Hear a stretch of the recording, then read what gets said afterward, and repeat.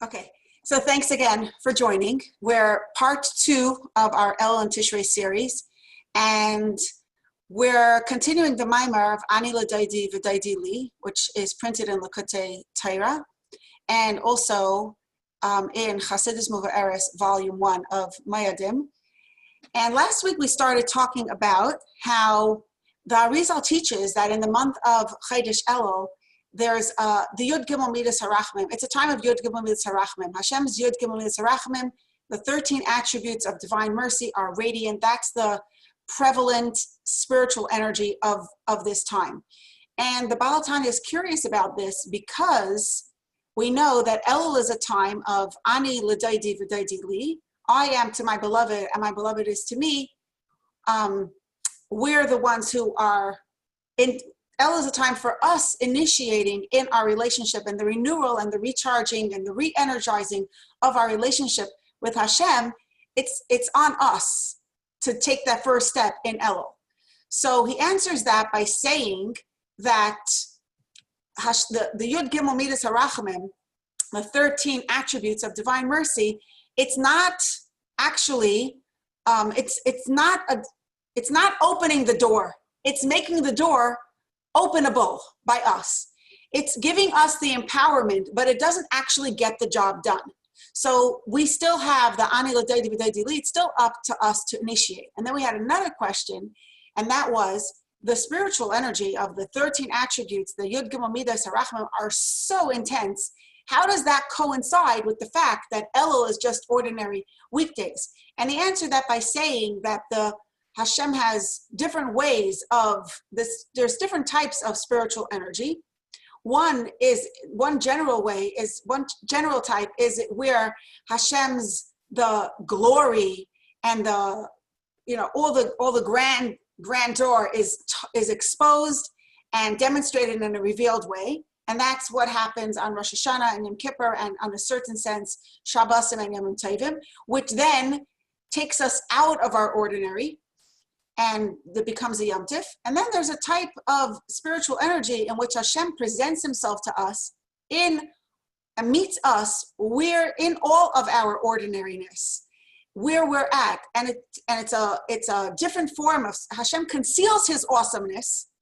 Hashem conceals his greatness and comes to us in a more ordinary way, and that's why we can and meets us in our ordinariness, and that's why these days of Chodesh Elul are ordinary weekdays, and yet they have this special energy of the Yud Gimel Midas Harachmim, the 13 attributes of Hashem's Rachamim. So that's a summary of what we did last week. This week, what we're going to do is just explore the 13 attributes of Rachamim, the Yud Gimel Midas Harachmim, a little bit more, and we'll gain a deeper insight into what we can accomplish during Chodesh Elul. This is where the Maimar actually gets really juicy and exciting, and I'm so excited about this part. Okay, now typically when people talk about Hashem's attributes of mercy, what we're thinking about is in terms of what we're going to get. What am I going to get from Hashem? Like if I could have anything and I could ask for anything, what am I going to ask for?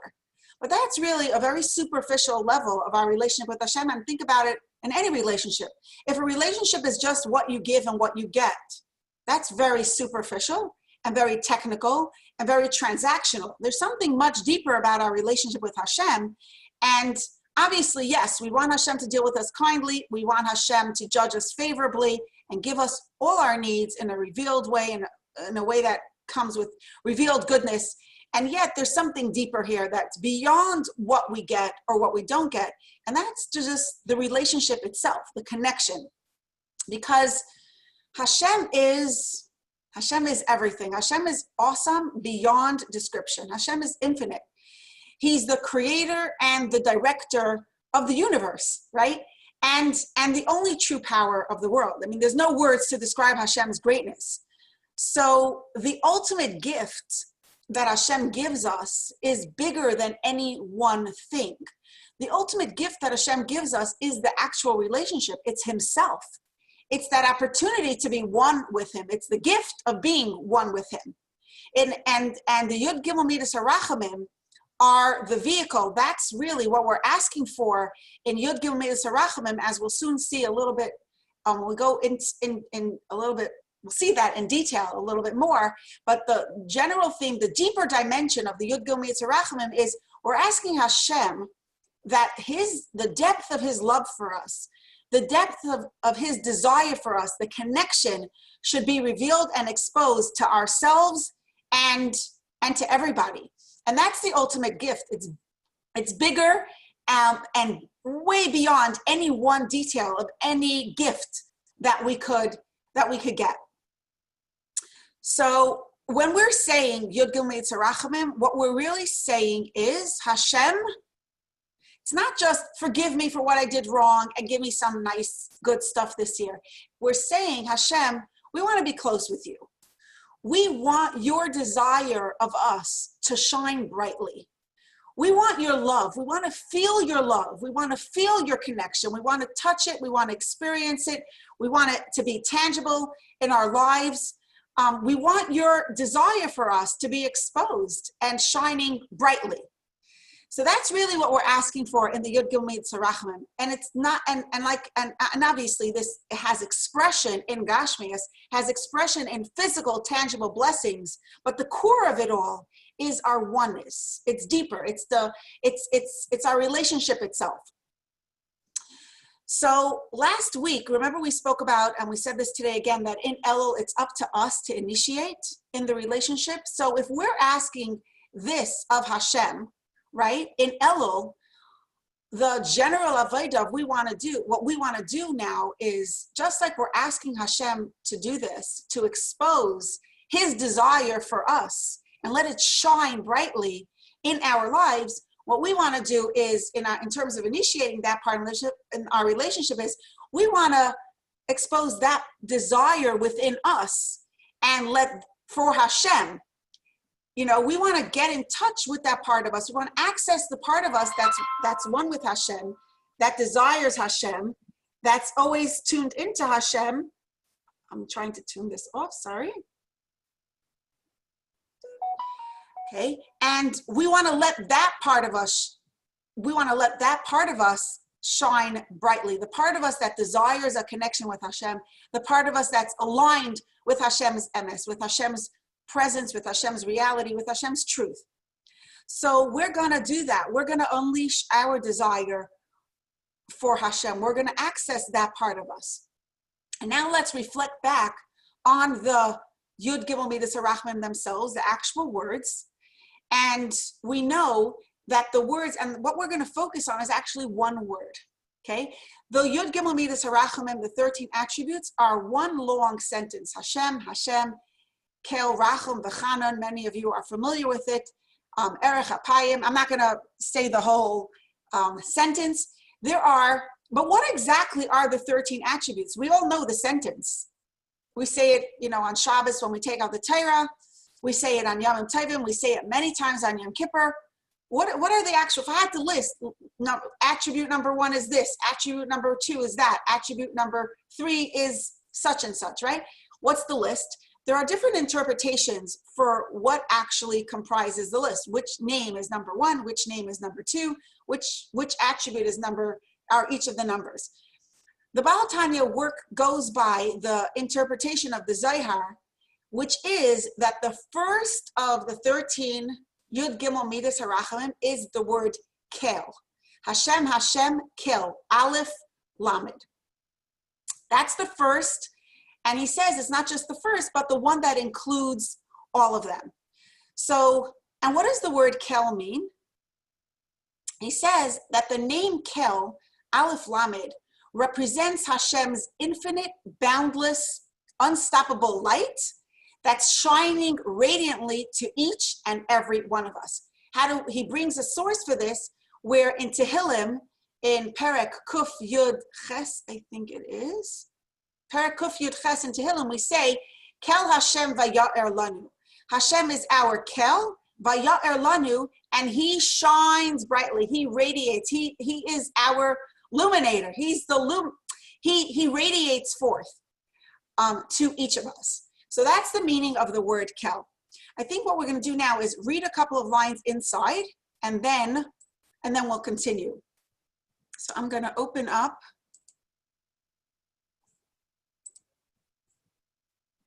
I didn't bring my sefer, so I'm just going to open up that line as well.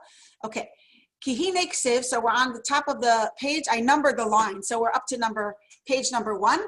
Kihine ksiv, it says in Tehillim, Ya'er Hashem, no, Ya'er Hashem panav elecha is actually in Berachas Kayanim, right? Kihine ksiv, Ya'er Hashem panav elecha, shehu inyan, this is what we're davening for in Chodesh Elul, that Hashem's face should shine forth to each and every one of us. This is one of the blessings in Berachas Kahanim, in the blessing that the Kahanim give us.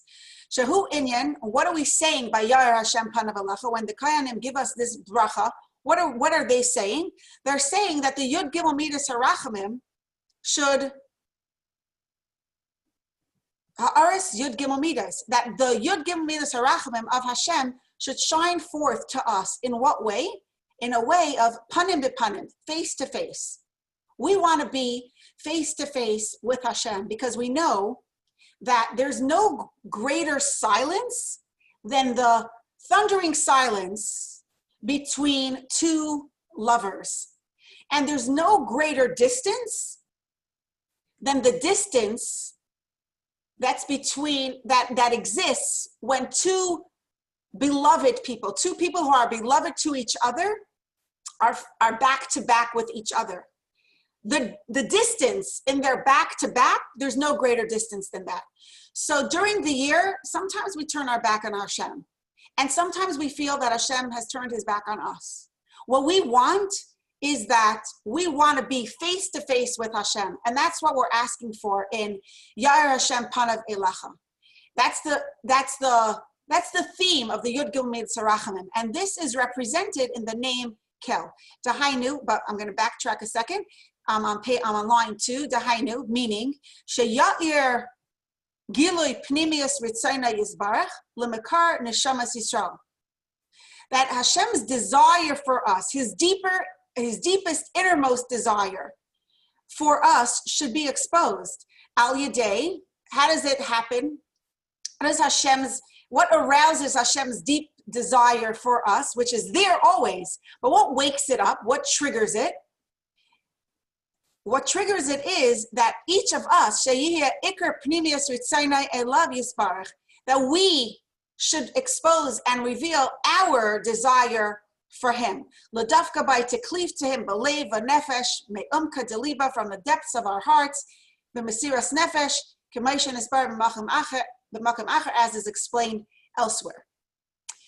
V'ha'arazu, and this light, this exposure, this radiant light of Hashem coming face to face with us, and us coming face to face with Hashem, this light, v'ha'arazu, hi nimshaches mebechinas kel. It's drawn down from the name Kel.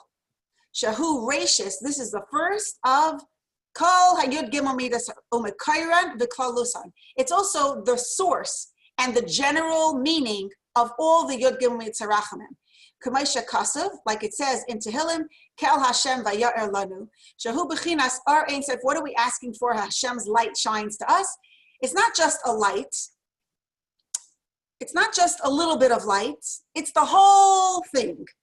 And let's talk about this for a minute. I'm going to just finish this line and then we'll talk about it and then we'll read more inside.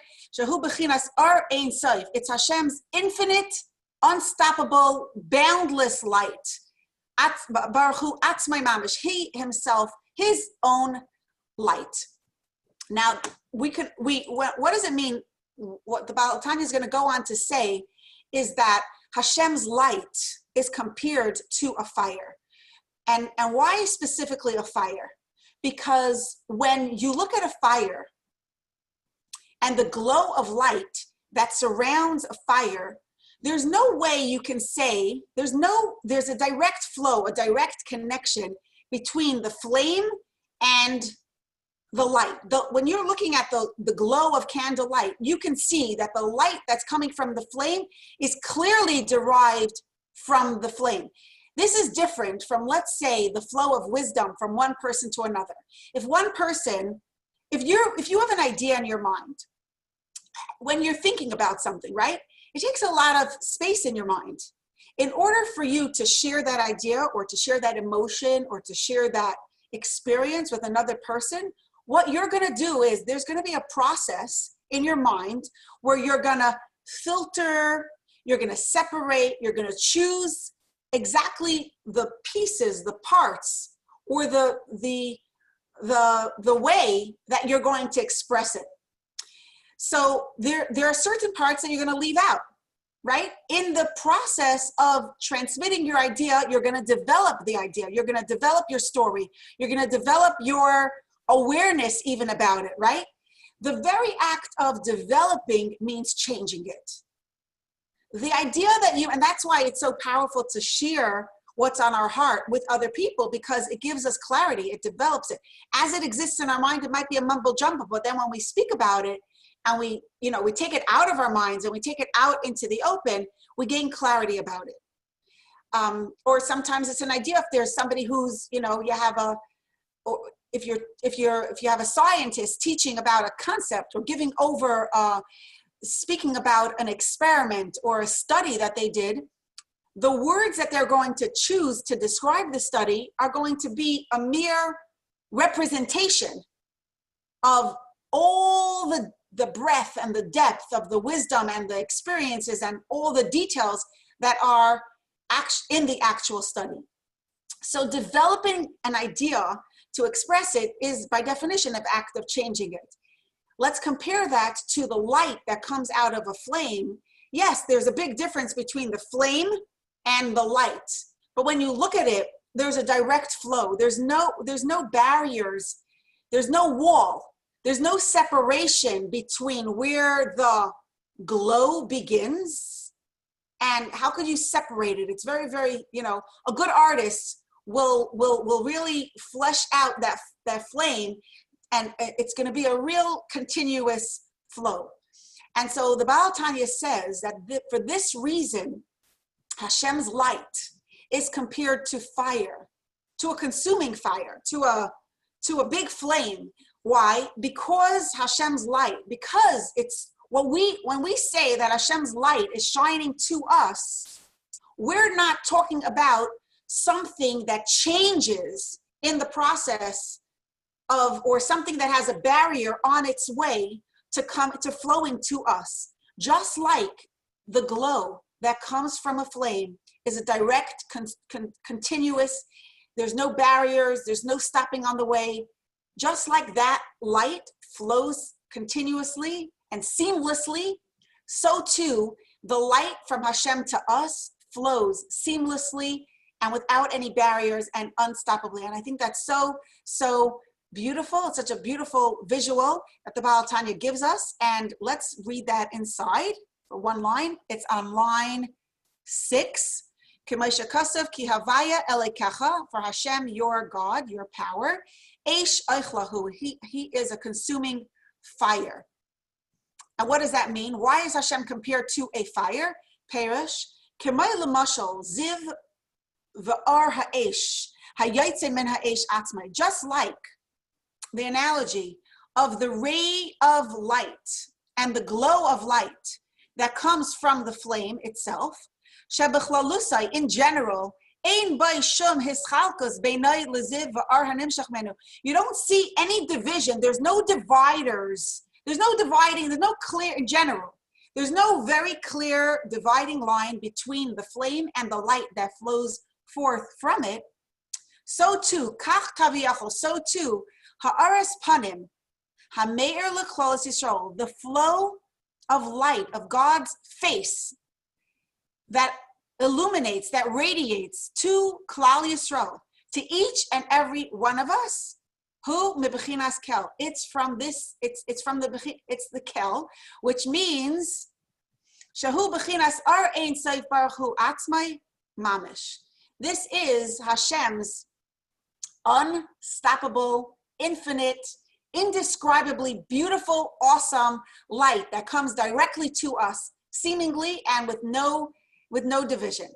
Seamlessly. Did I say seemingly? Seamlessly and with no division.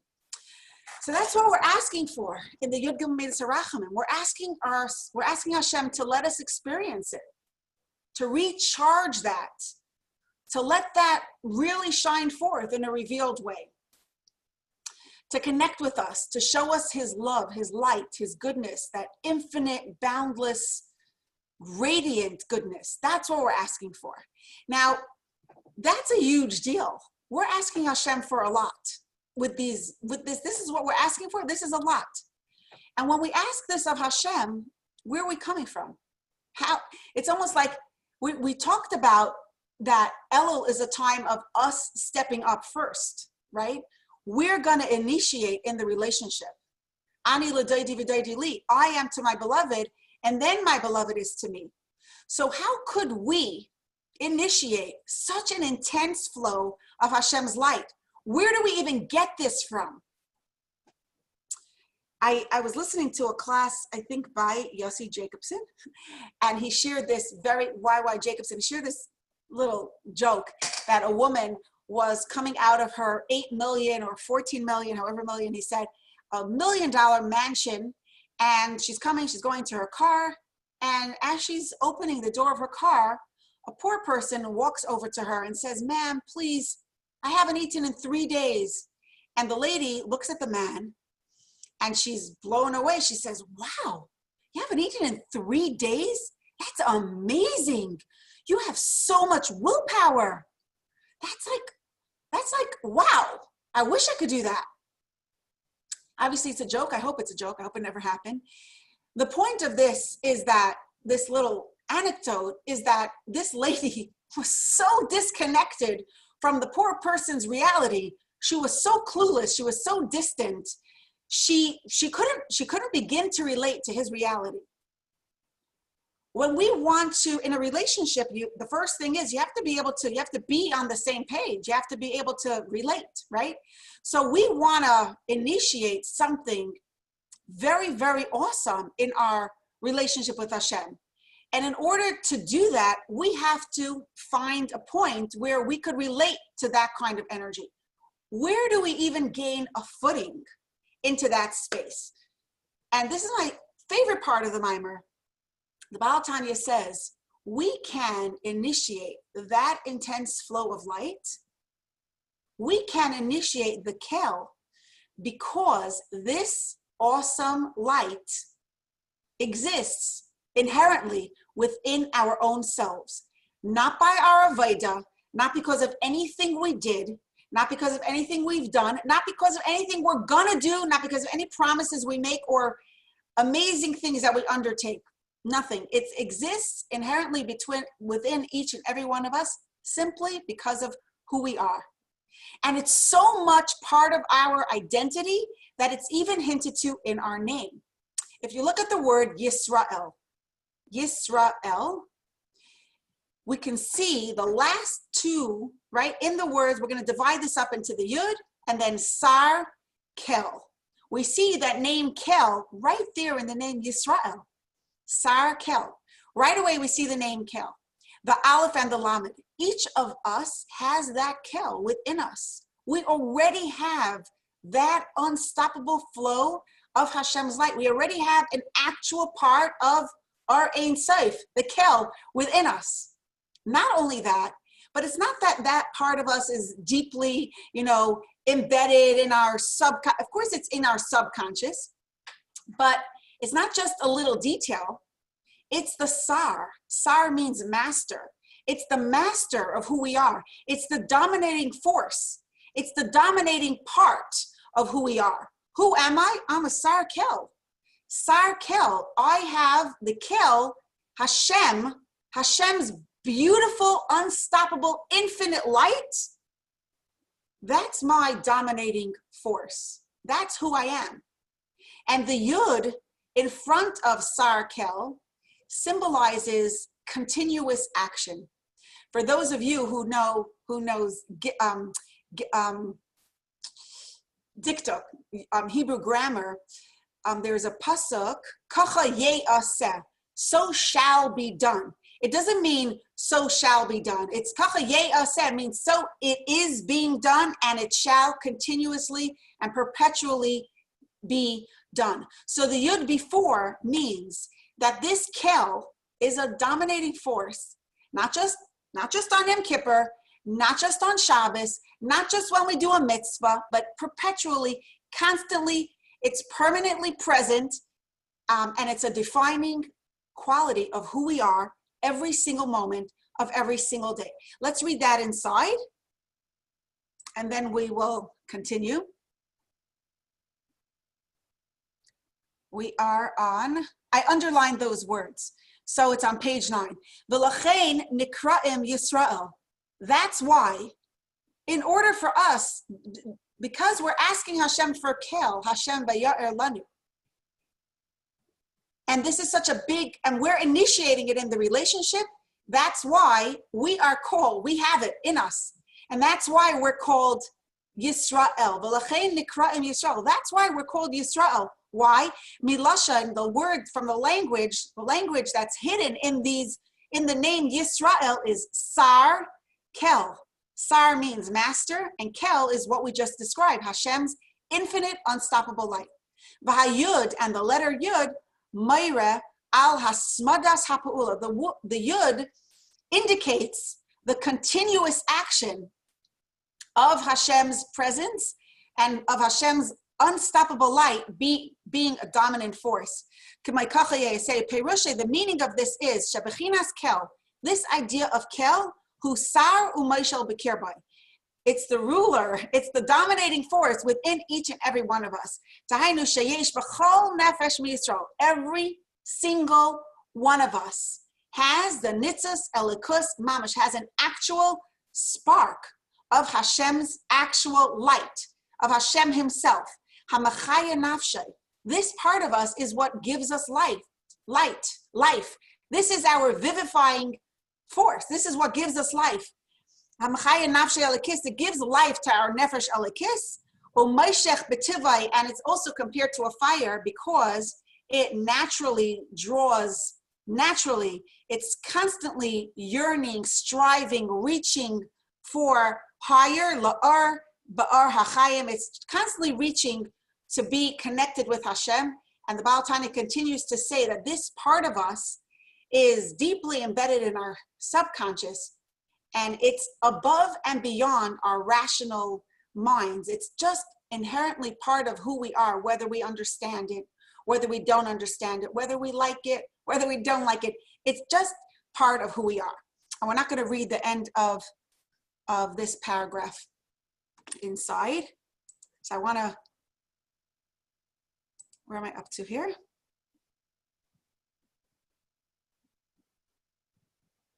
Okay, let's review a little bit, okay? So what we're talking about here is that we want, in Chodesh Elul, we're trying to initiate Hashem's love for us. We want Hashem to demonstrate his love, his boundless, limitless desire for us. And how do we initiate that? How are we going to trigger that? By demonstrating and exposing our inherent, unstoppable love for Hashem, right? And where do we come to that? How do we get this desire for Hashem? Because there's a part of Hashem within us. That's who we are. At the core of our beings, we are Hashem's light. We are part of his infinite flow of light. We're in that light, and we reflect that light. That's who we are. So that's how we have that empowerment. So by waking up that light within us, and by accessing it and exposing it, that's how we initiate Hashem to do the same in Chodesh Elul. So that's our mission statement for Chodesh Elul. The bottom line is to access that part of ourselves that actually desires Hashem, that wants to be one with Hashem, that wants to be perfectly aligned with Hashem. Why? Because it is Hashem. And with that, we awaken Hashem's Yud Gimel Mid Sarachimim towards us and his radiant, unstoppable love and desire for us. Okay, I'm reading my notes over here. So throughout the rest of the Maimer, the Baal Hatanya addresses a very, very important fundamental question. And that is, it's very nice to know this, but happens to be, I don't have access. It's very nice to know that I'm Yisrael. It's very inspiring. That's who I am. But how do I access What if I am not connected? I don't feel that, the avodah of Chodesh Elul is to initiate. That means if I want Hashem to demonstrate his love for me, I want to access that part of me that loves Hashem. I want to access that part of me that's one with Hashem. If I want Hashem to demonstrate his oneness with me, his desire for me, I need to access that part of him that's within me. How do I do that? And for the rest of the Maimer, that's what the Baal Hatanya is talking about. And that's the avodah that's the summary of the avodah of Chodesh Elul, that we want to access it, touch it, hold it, and really engage in our lives from that space. Now, I want to say this, that in this work of accessing our neshama, right? Accessing the kel within us, the part of Hashem within us, unleashing it and living from the place of our godliness, of our awesomeness, if I dare use that word, living from the place of our awesome selves. If we dare to, if we want to do that, in all of our work, let's just remember that the Yud Gimel Midas Harachamim are already shining. And what does that mean? What does that mean? That means, when you're playing, my daughter is buying a double stroller. And one of the things that's a feature, that's a good thing to know about a certain double stroller, I think they said this about the mountain buggy, it's that when you push it, like you're pushing it and it goes itself. Yeah, you need to push it. But as you're walking with that stroller, you don't feel like you're pushing it. It carries itself. And that's what the Yud Gimel Midas Harachamim, I think that's a good visual for what Yud Gimel Midas Harachamim. It's like, we went boating recently in my family, and we're going downstream. We went down the Delaware, right? So we're going downstream. Yes, we are paddling with our paddles, but the water is already pushing us in that direction. So the energy of Chodesh Elul gives us an opening. It gives us the possibility. It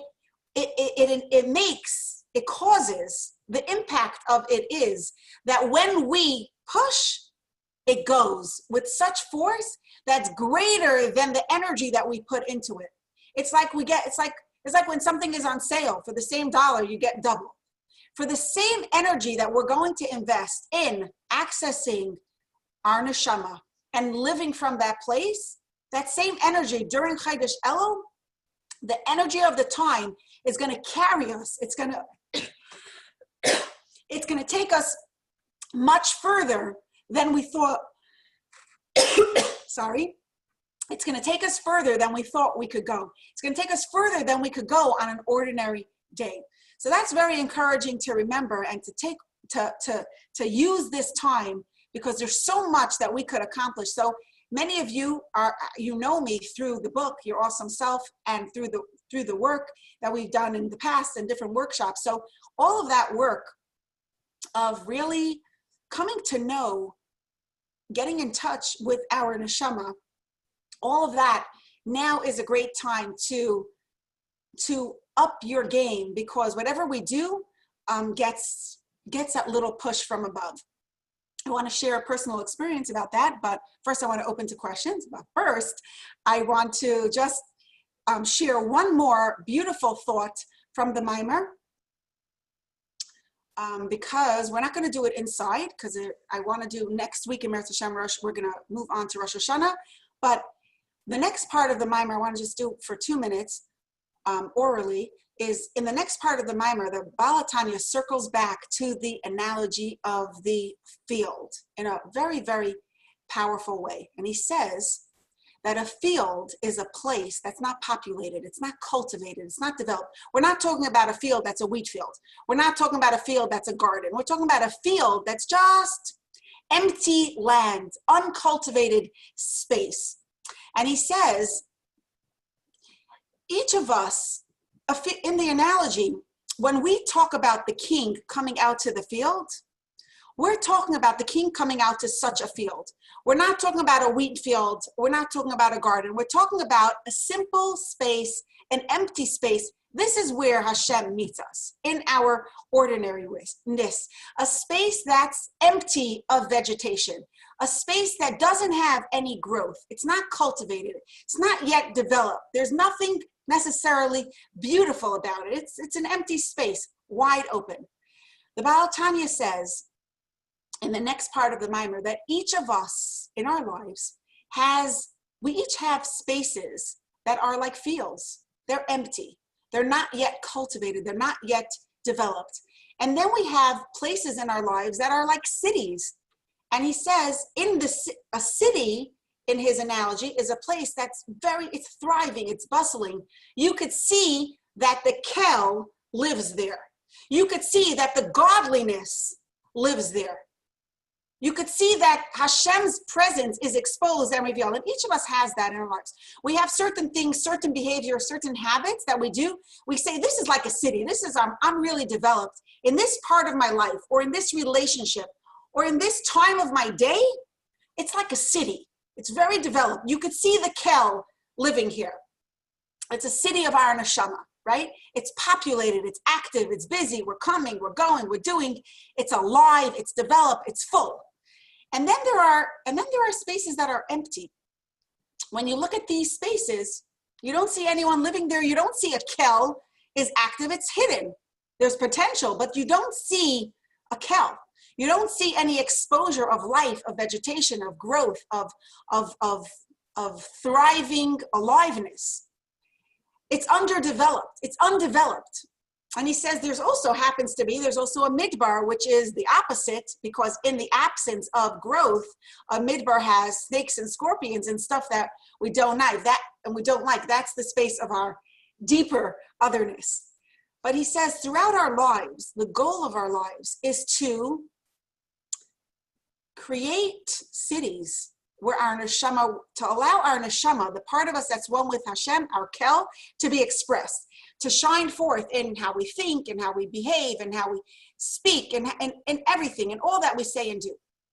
And to say this in the analogy of, we've always talked about this, but to use the analogy of the words that we're using before, we want the inner space of our minds and hearts to become a capital city with beautiful gardens and developed spaces. We want it to be a beautiful garden, a developed city where you could see, look at this space and see, oh, kel lives here, Hashem lives here, my neshama lives here. Here is where my neshama is busy and thriving and active and awake and alive, right? We want the landscape of our relationships. We want them to be full, to be vibrant, to be colored with beautiful light. We want our experiences and the world around us, they shouldn't be, for sure, not like a desert where there's otherness growing, but not even like a field where there's no beauty and growth and no development. We want emotional maturity, spiritual maturity, thriving, beautiful gardens and development that you could see Hashem lives here, my neshama lives here. Now, when the Baal Hatanya talks about that, and then in the rest of the Mimer, he talks about, okay, so how do you actually access the inner shaman? He talks about doing tshuva and finding, where in my mind or where in my behavior have I lost? Am I not allowing my kel to be expressed? Where am I holding it back? That's a summary of what he says at the end. But here, he doesn't mention this outright, but the fact that he is using the same words that he used in the beginning of the Mimer deepens our appreciation of the analogy that he gave us before. Because what we said before is that the king meets us. Now, we didn't say the king meets us in our city, right? The king is going to the city. Why doesn't it say the people of the city come out and meet him? No, the king is going to the city, and in the field we meet him. We don't meet him in the city, on the outskirts of the city even. Certainly not on the blocks of the city. We meet him in the field. And we see now that field represents even the parts of our lives that are undeveloped, uncultivated. They're very ordinary. It's only in potential that I have a neshama. I didn't yet develop it. I didn't yet do anything with it. Yeah, that's exactly where Hashem wants to meet us. We don't need to do anything special before we merit that connection, that relationship, that closeness with Hashem. We don't need to even do one mitzvah before we merit that connection. The fact is, Hashem wants to meet us right here, right now. He wants to be close to us. Of course, we should do mitzvahs. Of course, we should connect in practical ways. But even before we did our first mitzvah, we're already connected. Hashem wants to meet us in our field. Right? Wherever we are in our lives. Here and now, we could experience that closeness. And yes, the goal is to build the city. The goal is, Hashem wants the world to be a mikdash or basi lagani. Hashem wants to come to a beautiful garden. It should look like a beautiful garden, a developed potential. We want to cultivate our strengths. We want to let our kel shine forth, not just to carry the name Yisrael as a hidden part of us, but as a thriving part of us, as a dominating force in a revealed and expressed way. But if we want to have a relationship with Hashem, there are no preconditions. There are no strings attached. There's no waiting. The time is now, here and now, especially during Elul. Nothing has to happen before we have a relationship. There are some people, you say, I want to meet so-and-so, but before I can meet them, if I even want to have the chance of making a good impression, I got to get a new suit. If I want to even have the chance of anybody taking me seriously, I better wash my face. With Hashem, we don't have to do any of that. There's no action that we have to take before. There's no preconditions to connect. The minute we desire the relationship, Hashem is right there. As soon as we want it, as soon as we decide we want it, we are ready. Hashem is ready and waiting. And the Lubavitch Rebbe actually points out something else that's very interesting about the language that the Baal Hatanya uses. He says, if the king is going out to the field to meet the people, who is he going to meet? Which people is he going to meet? He's meeting everybody, right? So we would think, right, if the king is meeting people in the field, we would think that the Baal Hatanya would say, the people of the field come out to meet him in the field. The people of the city come out to meet the king in the city. But the Baal Hatanya doesn't say that. The Baal Hatanya says, all the people, meaning the people of the city, come out to the field to meet him. And the Lubavitch Rebbe says something so stunning, I love this. He says that even when we live in the field, even when this is our space, this is where I'm at, I am not yet developed. I have not cultivated any part of my life that I could point to and say, this is a city. I have not done that kind of work that could make me externally look like I represent a person in whom Hashem is active and alive and, exposed and revealed. I'm not doing that on an external level. And yet, I am called, what does the Baal Hatanya call me? He still calls me Anshe Ha'ir. Even though I live in the field, even though I'm very firmly entrenched in the field, I didn't yet do anything to get out of the field. I didn't plant one seed in my field. I'm going to plant many, many seeds. I'm going to grow. I'm going to make this a thriving city, a thriving garden where Hashem's kel is revealed. But I didn't do it yet. I am still called a person of the city, Anshe Ha'ir. And we're people in living near the city. Which city are we talking about? We're talking about the capital city. We are people, no matter what we've done, no matter what we didn't yet do, we are people of the city. That's who we are. We live right near the king. This is our identity. This is our connection. This is who we are. So let's hold that identity with pride. Let's let that identity carry us. Let it take us. Let it give us strength and encouragement. Let it whisper constantly in our ears. Let it remind us. Let it give us strength. Let it pick us up when we feel down. We're God's people. We're kel. We're people of the city. We're his people. We're his beloved people. No matter what, let it be a message of hope and courage every day. No matter what we've done, and no matter where we're up to. So that's the mimer. And I would love to, let me see if there's any questions. Okay. This little light of mine, I'm gonna let it shine. Let it shine, let it shine, let it shine. Thank you, Danit. That is so beautifully said. Thank you. And she said, I just had a thought about fire. It relies on a material in order to exist, to burn it, but it consumes it in order to grow and burn. Maybe that's supposed to be our relationship with the material world. We need it and we are meant to use it, but only in order to shine and to burn brightly. Wow. Wow. Thank you. Thank you, Danit. Just making the decision that we want Hashem, anything specific as part of the work of Elul? Okay, I love that question. Thank you. So I want to share, I hope it's okay. I'm going to share a personal experience that I had with my own, what it looked like for me this past Shabbos.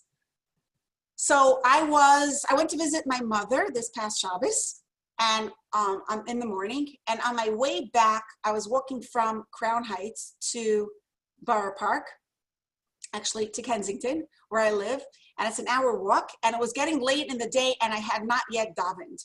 So I decided to daven on my walk because I was myself, and I wasn't going to meet anybody. So I decided I'm going to walk and daven. So the Reb Levi Yitzchak Barditchev said he once saw somebody wearing a talis and changing the wheels of his carriage, of his wagon. So he said, look, even when he's changing the wheels of his wagon, he's still wearing his talis. So I'm putting in that story if anyone's going to judge me for davening while I'm walking. Even while I walk, I'm davening. I hope not. I'm just kidding. I should have davened before. I didn't.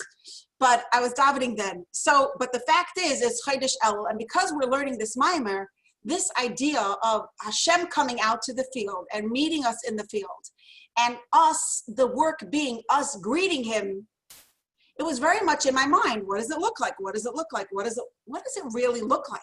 What am I supposed to do differently? And we talked about just letting Hashem in, making space for Hashem, being aware. We talked about saying a little bit more Tehillim, right? We talked about these things last week. We talked about growing awareness. But I was, this is in the backdrop of my mind. So I'm davening, and I get to Nishmas on Parkside Avenue. Now, Nishmas is all about thanking Hashem on a very personal level. And I have to tell you that I paused before I said Nishmas, and I looked into my heart, and I noticed, like I haven't been saying Nishmas with my whole heart. Ever since my father passed away, I haven't been saying Nishmas with my whole heart. There's a part of my heart that's really hurt, and I haven't been, every time I'm like feeling so grateful, but that image of him in the hospital alone pops into my head, and I don't feel wholeheartedly grateful. And I realize, I'm like telling myself, it's Chodesh Elul, I'm saying Nishmas, the king is in the field. I want to bring along my whole heart, but there's a part of my heart that's stuck in, it can't even be called pain because it's just not moving anywhere. It's misery. It's not going anywhere. So I got to look at it. What's going on? I want to bring my whole heart with my pain. That's not my only pain in my life, right? I want to come with my whole heart to Hashem. And there's a part of my heart that's just being held back. Why? So I started looking at it, and I was thinking, why am I hurt? And and the story that popped into my mind was that story, I think I wrote it in the book, of that couple, because it's such a bereaved couple, that they had lost their son in a very tragic circumstances, terrible circumstances. He was killed in a terror attack on the plane that he was flying in. And he came to the Rebbe, the mother came to the Rebbe, and she said, "Wie kann man das verleiden? How can I wrap my head around it? How can I tolerate this? How can I live with this?" And the Rebbe looked at her and said, we cannot ask such questions about Hashem. There's no way to understand. And he said, Mashiach will come and he will answer your questions. And that was his answer, that Mashiach will come and he'll answer her question. And she visibly, like you could see that she stood up and she said, Mashiach, Mashiach, like, you know, she was recharged just by saying the word Mashiach. It gave her hope. It gave her strength. It gave her, you could see that. And as she walked away, the Rebbe called her back, gave her another $1 and said, B'suras Tovos, you should hear good news, and may you have no more questions that only Mashiach could answer. So I was thinking about this story and I was thinking, what was the Rebbe telling her? Like, was the Rebbe telling her, you can't ask questions, so flush it?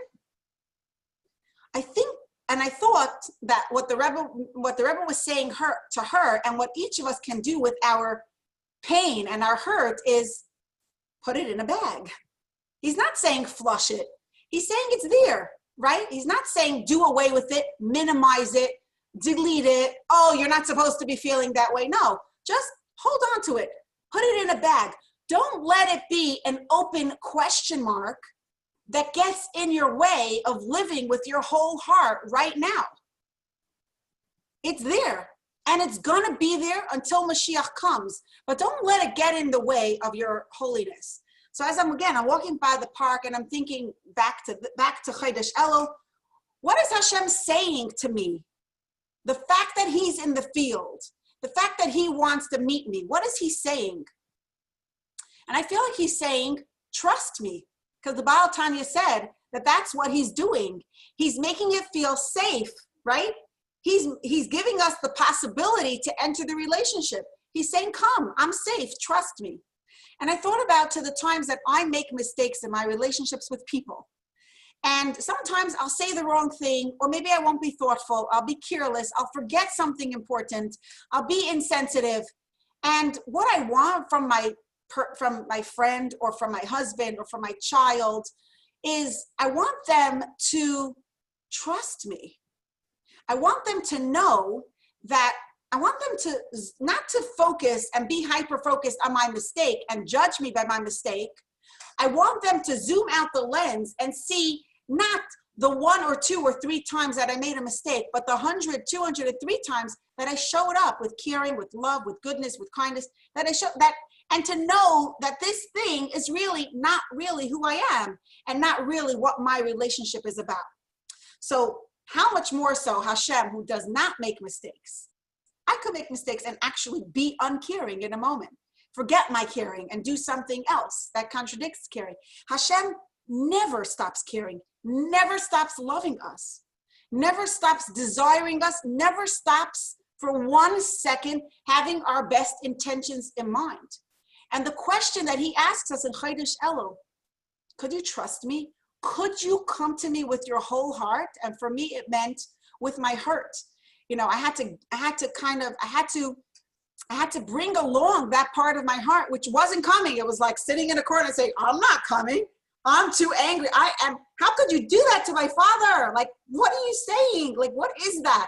I couldn't bring that part of my heart into a place of aliveness. But thinking about it, I'm like, you know what? Chodesh Elul, put it in a bag, like the Rebbe said, put it in a place where it's going to be clarified. When Mashiach comes, we'll see that no tears were shed in vain. No pain was for nothing. Everything had a purpose, and everything is for a purpose, and it's for a reason. So with that, I was able to say nishmas. And I would love to say, I said it with my whole heart. But you know what? It was an awareness that is growing on me more and more every day as the days pass. And that's what Chodesh Elul looks like to me. Coming clean with Hashem, getting rid of the barriers, because Hashem gets rid of the barriers. Hashem is saying, on my end, no barriers. I'm with you wherever you are, in your field. You don't have to come to my palace. You don't even have to come to the capital city. I'm meeting you in your field, in your ordinariness, and whatever you're doing, wherever you are. So Hashem is saying, forget the barriers, forget the obstacles, forget the stuff that's under the carpet. Clean slate. I'm here. I love you. I'm just turn to me. So we want to be able to turn to Hashem with our whole heart and let go of the stuff in our lives For me, it was my hurt. For somebody else, it might be a different kind of hurt or a different kind of idea, or maybe self-hate. I don't know, it could be anything.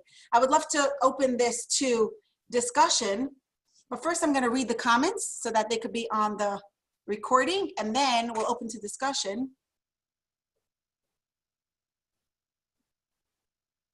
So Cyril says, I think this is why, I love Cyril because you're very Shabbos-minded. I think this is why we light candles to bring in Shabbos. We are reconnecting in the deepest way to the light of Hashem being in us, in our home, the time of that glow without and within. That's a beautiful meaning of Shabbos candles. Yes, that's why candles in general represents Hashem's light. And that's so beautiful that we're bringing Hashem's light, and we're showing that Hashem's light, and we're reconnecting with Hashem's light that's within us and in our home. And that's why specifically it's the women who do this, because it's our special schus to be the ones to bring in Shabbos, and we're also going to be the ones to lead the way in lighting the Shabbos candles for Mashiach's arrival.